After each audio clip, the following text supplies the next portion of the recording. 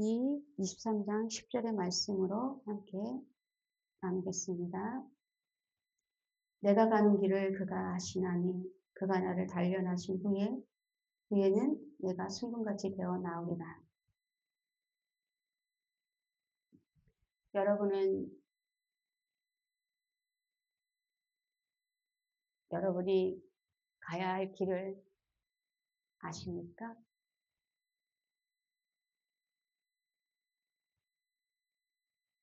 사람은 성령을 만나지 못하면, 복음을 깨닫지 못하면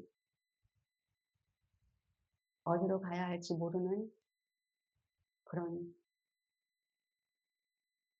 어둠의 길을 걷게 됩니다.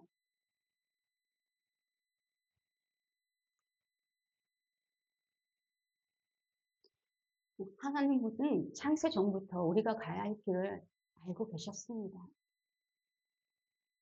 한 사람 한 사람에게 찾아와 내가 길이요 진리요 생명이니 그 길은 바로 예수님께서 걸어가신 길을 말하는 것입니다.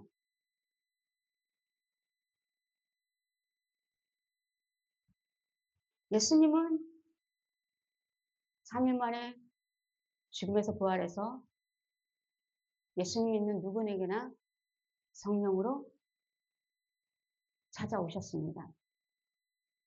그 사실을 뱃속에서부터 엄마에게 두는 아이나 숨이 멈춰지는 그 직전에 듣는 사람이나 다 하나님의 때인 것입니다.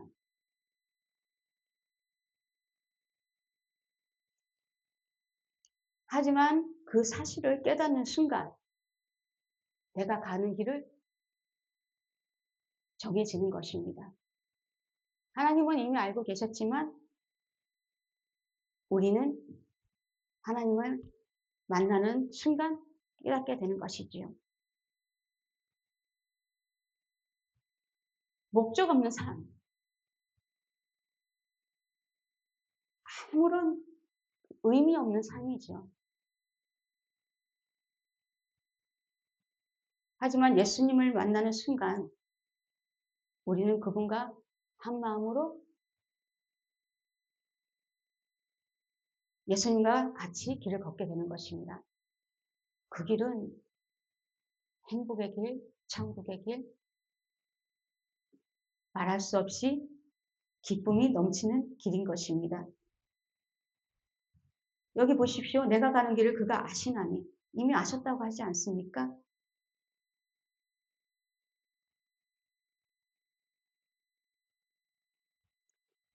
깨닫지 못하면 멸망하는 짐승 같다고 말씀하신 것처럼 내가 가는 길을 정확하게 아는 사람은 이제 희망의 길을 가게 되는 것입니다. 영혼을 살리는 길을 가게 되는 것입니다. 그 길에 여러 가지 일들이 있지요. 내가 가는 길을 그가 아시나니 그가 나를 단련하신 후에는 내가 순금같이 되어 나오리라. 순금이 어떻습니까? 불순물이 없지 않습니까? 예수님과 한 마음으로 가려고 하면은 단련의 시간이 필요합니다. 어린아이에서 아비의 마음까지 가기 위해서는 또 성령께서 우리를 단련하는 시간이 있습니다. 한 번에 뻥 하고 되는 것이 아닙니다.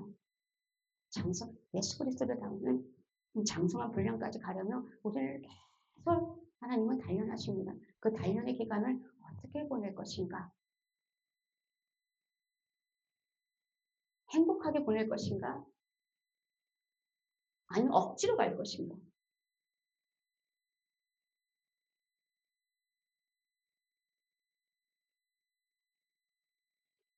그렇다면 우리는 바울의 고백처럼 나는 날마다 중보라는 고백 속에 살아야 하는 것입니다.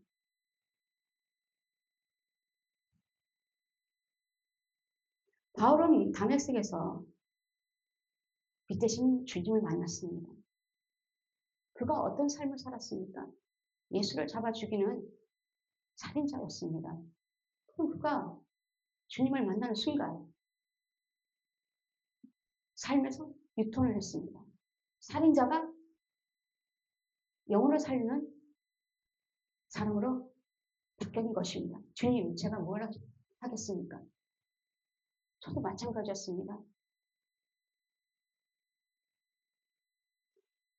예수님이 제 안에 살아계시다는 그 복음을 듣는 순간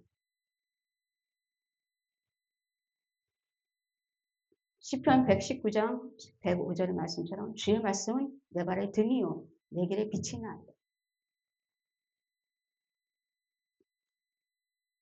성령님이 제 안에 살아계시다는 그 말을 듣는 순간 영혼이 보이기 시작했습니다. 제가 너무 행복해지고 내가 가는 길을 그가 아시나니 이미 야 박미야 자 내가 왔다. 내가 널 깨우러 왔어. 지금 새벽을 깨운 것처럼 나는 늘 깨어있는 사람이야. 아니, 깨어있는 신이야.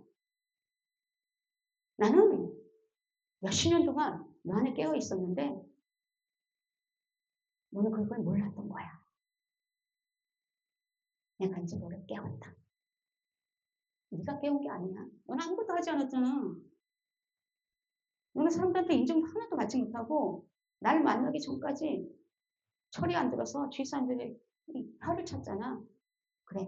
하지만 너를 깨우는 순간 너의 내 입에 영혼을 살리는 다짐기가 될 거야. 자, 이제 나와 일을 하자. 나와 함께 동행하는 거야. 그러면 너는 많은 영혼을 살게 될 거야. 하나님의 은혜인 것입니다. 그 순간 성령님 만나는 순간 여러분도 마찬가지지 않습니까? 행복해지니까 그 순간 영원히 보이는 것입니다. 우리 안에 살아계신 사자왕 예수님이 깨는 순간 우리의 문제는 사라지고 영혼을 보게 되는 것입니다. 그것처럼 바울도 그렇게 되었습니다. 영혼을 살리는 일이 얼마나 행복하면 그 행복과 기쁨, 그 놀라운 은혜 여러분도 아시죠? 한 영혼을 살 때마다 그 행복함 이루 말할 수 없습니다. 온천지 만물을 다 준다 해도 그 한 영혼과 바꿀 수 있겠습니까? 저는 없습니다. 그것이 바울의 마음인 것입니다. 곧 하나님의 마음인 것이죠. 아비의 마음인 것입니다. 우리에게 난 것은 하나도 없고 다 하나님께로부터 난 것이고 때문에 바울은 그 행복을 아비의 마음으로 느낀 것입니다. 그래서 누구를 가르치거나 영혼을 살릴 때 너무 행복해서 그 간절함 때문에 뭐든지 생명조차 아끼지 않고 달려간 것입니다. 그것이 하나님이 내가 가는 길을 그가 아시나니 제 길을 이미 아셨던 것입니다. 여러분의 길을 이미 아셨던 것입니다. 그 과정 속에 우리는 순종을 보여야 되죠.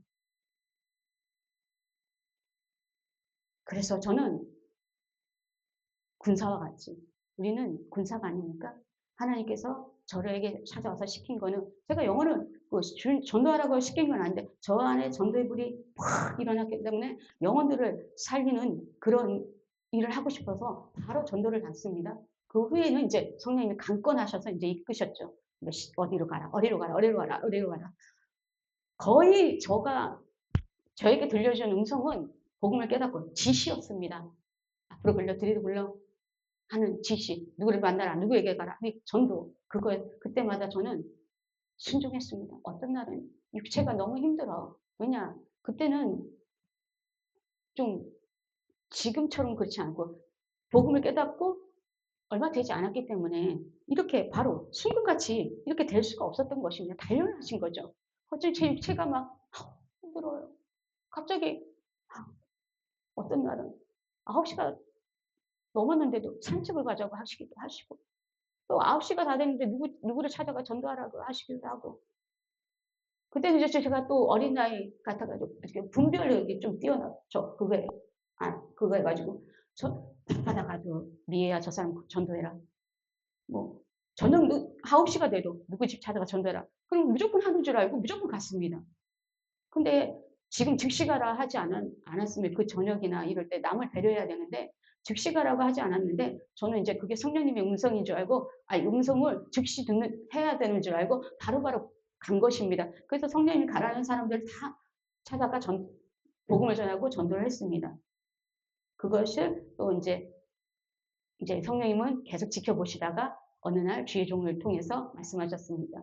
제가 이렇게 이렇게 했는데 이렇게 했습니다. 그랬더니 그럼 그럴 때는 성령님이 즉시 가라고 하지 않으면 그냥 기다렸다가 그때 그 시기가 딱 되면 성령님이 지금 해라 하면 그때 하시면 되는데 그러셨군요. 앞으로는 즉시 가지 말고 그렇게 저녁이나 이럴 때 또 환경적으로 그럴 때는 성령님께 어떻게 할까 물어보시고 하시면 됩니다. 라고 해서 그렇게 되었습니다. 하여튼 우리는 순종하는 것이 중요한 것입니다. 하나님은 순종을 보시는 분이기 때문에 어떻게 하든 간에 순종했으면 그것으로 된 거면 그걸로 인해서 영을 살렸으면 되는 것입니다. 그래서 우리가 항상 주의 말씀은 내 발의 등이라고 하지 않았습니까? 성경 말씀이든 성령님의 음성이든 다 순종하면 영을 살리는 길이 됩니다. 그리고 내 길의 빛이다. 우리 인생은 이제 찬란한 빛입니다. 예수 그리스도의 그 십자가 대속의 은혜를 믿는 순간 그 빛이 우리 안에 살아서 역사합니다. 그 빛을 널리 비치느냐 안 비치느냐는 우리의 몫입니다. 그 과정 속에 아까 바울이 말했지 않습니까? 나는 날마다 죽노라. 이 날마다 죽노라. 이 기도를 해야 합니다. 주의 종들 중에 기도 안 하는 종들이 있습니까? 진짜 가장 불행한 교회입니다. 주의 종이 기도 안 하는 주의 종이 그 교회 성도들 기도하겠습니까? 거기는 마귀의 답이 되는 것입니다. 성령의 역사도 없습니다. 이 시간 주의 종들 중에 기도를 멈추고 있는 분이 있습니까? 기도하십시오. 우리나라가 지금 어떻게 이렇게 하나님의 은혜를 많이 받게 되었습니까? 믿음의 선배들 또 믿음의 조상들이 기도로 이렇게 이어왔지 않습니까? 지금 우리가 그분들의 기도를 통해서 우리가 이렇게 평안을 누리고 있지 않습니까? 기도를 회복하십시오. 예수님께서 우리에게 지금 말씀하십니다. 하라고. 깨어서 기도하라고. 우리를 깨우러 오신 그 예수님은 지금 깨어서 우리 안에 계십니다. 근데 육체는 한 마음으로 우리가 깨어서 기도해야 되는데 육체는 기도하기 싫어합니다. 마귀가 또 못하게 합니다. 그런 거를 이겨내야 합니다. 왜? 우리만 정부처럼 이렇게 행복하게 사는 것이 아니라 후대들까지 멀리 보면서 기도해야 되는 것입니다. 기도하는 나라를 보십시오. 예전에 어떤 외국의 목사님이 설교하는 걸 들었는데 여러 나라 지금 나라에서 한국을 바라보고 있다고 합니다. 한국이 하나님의 은혜가 너무나 넘치기 때문에 한국에 희망을 둔다고 합니다.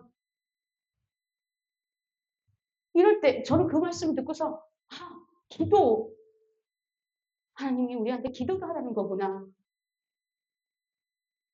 우리가 기도함으로 전 세계 나라가 우리에게 기도함으로 또 우리를 통해서 온전한 복음이 전파되므로 전 세계 나라가 우리처럼 한국처럼 복을 받구나. 그럼 우리 기도해야지. 난 기도할 거야. 난 영혼을 사랑하니까. 그 마음은 제 안에 살아계신 주님의 마음인 것입니다. 저는 그래서 날마다 기도하는 데 힘씁니다. 기도하는 게 정말 한없이 좋습니다. 여러분도 그렇지요? 기도는 예수님을 너무나 사랑하고 영혼을 너무나 사랑하기 때문에 저절로 이 기도하는 게 행복해지는 것입니다. 그렇지 않다면 그건 육신의 생각이고 마귀에게 속고 있는 것입니다. 여러분, 예수님의 마음으로 하나님께 구하십시오. 하나님 아버지, 예수님께서 이 땅에 오셔서 하신 일이 기도였습니다. 기도를 하게 해주세요. 오늘도 많이 기도하게 해주세요. 그렇게 기도하게 해달라고 성령께 부탁하면 기도하게 해주십니다. 그리고 기도하겠다는 뜻을 정해셔야 합니다. 나는 하루에 얼마나 기도하겠다. 이렇게 그거는 율법적인 행위의 그것이 아닙니다. 그거에서 기도함으로 내가 행복해지고 영혼이 살아나고 또 주님의 뜻이기 때문에 기도하겠다고 뜻을 정해야 하는 것입니다. 그럴 때 기쁜 것입니다. 기도함으로 뭔 응답을 받고 아니 뭐 기도함으로 뭐 내 의를 드러내고 막 이런 것지 않. 우리는 이미 그리스도 예수 안에서 하나님의 의가 넘칩니다.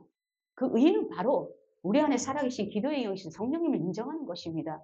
그럴 때 우리는 기도하게 하는 것입니다. 우리를 부인하고. 바울의 기쁨 여러분 누리고 싶지 않습니까? 전 누립니다. 기도가 너무 좋습니다.